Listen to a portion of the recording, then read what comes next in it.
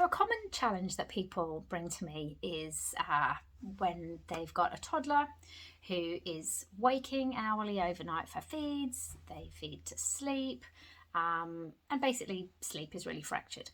Now, first of all, if this is you and it's not bothering you at all and you're happy to feed your baby hourly overnight, this video is not for you. You're doing brilliantly. Just scroll up, it's fine. However, if this is you and you're up multiple times with your little one who demands a feed, and if it's not forthcoming quickly, absolutely cracks it and threatens to wake up the entire house with their carry-on. If this is you and you're feeling overwhelmed, frustrated, exhausted, resentful, maybe even angry, and really considering weaning early because of it, this video is definitely for you. Now, rather than give you a whole list of instructions on how to sleep train your child, that's not my style. What I like to do is get to the bottom of what's going on. And one of the first things that I encourage any parent in this situation to do is to look at the dynamics that they have in their relationship with their child.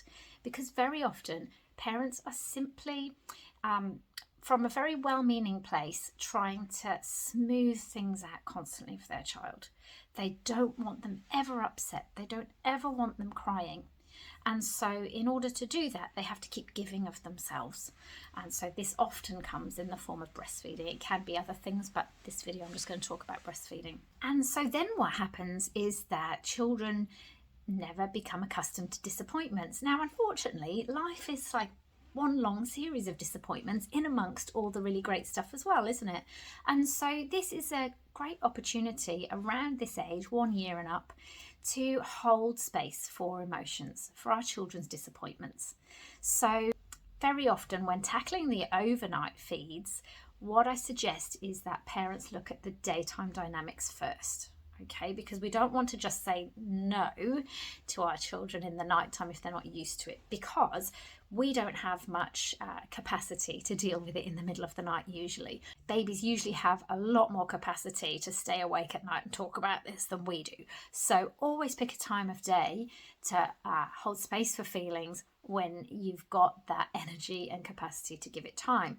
So, for example, there may be a situation in the day where the child gets frustrated over something and maybe you distract them with the breast. This is a really common scenario. I used to do it all the time. First sign of disappointment, put a boob in it, it'll be fine.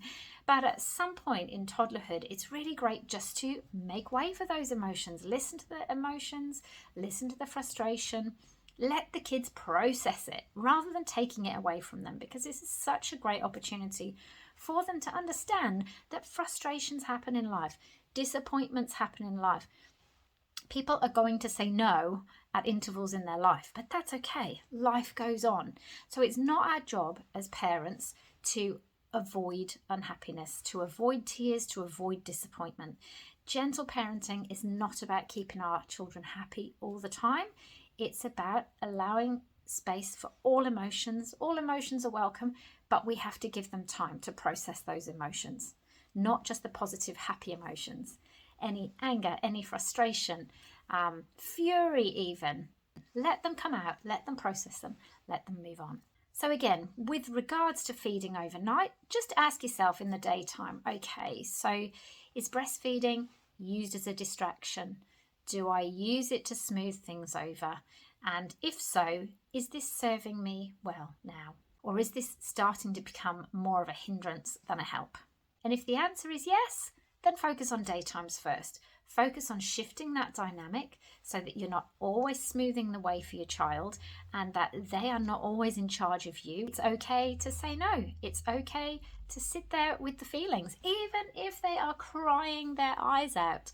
As long as you're there with them, offering them cuddles, offering them kisses and affection. Because remember, there's heaps of non-breastfeeding parents out there. You're not telling me they don't love their kids as much as you do. So stop thinking that all the love you have is pouring straight out of your nipples into your child. You have many other ways of loving your child and expressing that to them. So have a think. Are you using your breasts to silence your child? Is there something they need to say? Is there an emotion they need to process? So don't shy away from it. Don't be scared.